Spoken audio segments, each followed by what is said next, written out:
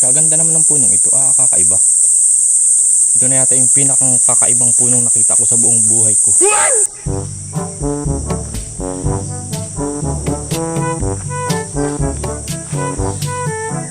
Hay nako. Alas 10 na laang, gutom na laang ako. Ano kaya makakain dito sa gubat?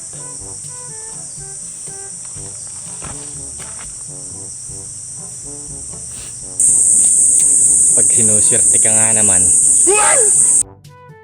Hi mga koys!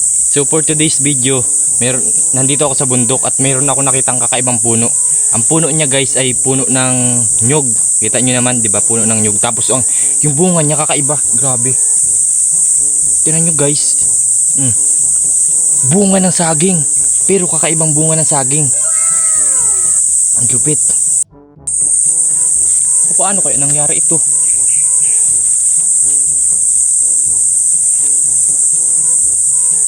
Nyug, bunga ay saging. Anong klaseng puno ito? Kakaiba. Mga alagaan nga. Baka dito ako yumaman. Kakaibang puno ito eh. Sarap kaya ang bunga nito. Sa bagay, gutom na ako, matisting. Parang saging talaga siya. Grabe.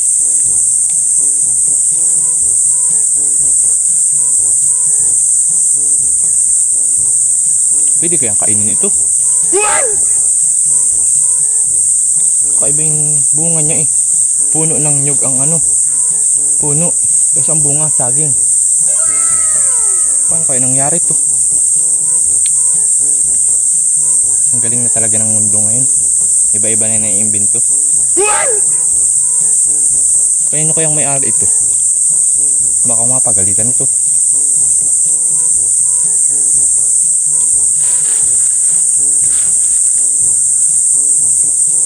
Kaganda naman ng punong ito. Kakaiba.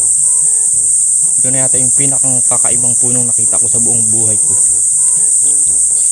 Ang tamis ang bunga niya. Ang sarap.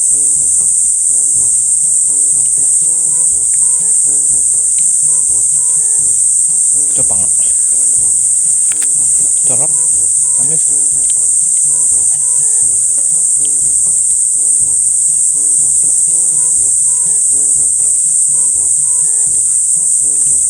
Baka mahuli ako dito ng may-ari. Hindi ko man alam kung kanino itong lugar. Bayain na, gutom naman ako. Kakaiba talaga itong punong ito. Puno ng nyug. Ang bunga ay saging.